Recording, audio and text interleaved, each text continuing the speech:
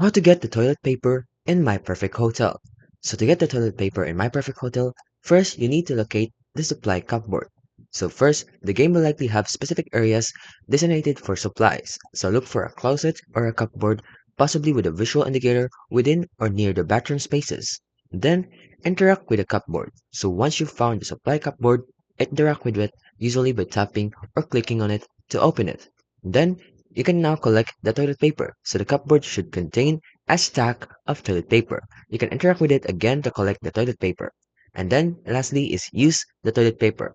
You'll then be able to use the collected toilet paper to stock the toilets in your hotel, ensuring your guests have a pleasant experience. The game also emphasizes that you'll need to manage the supply of toilet paper as guests will expect it to be available, so you may need to hire staff or upgrade facilities to keep up with the demand. So, in conclusion, you just have to navigate to the designated supply cupboard, usually located in the near bathrooms, and then interact with it to collect the toilet paper. And that's how you can get the toilet paper in My Perfect Hotel.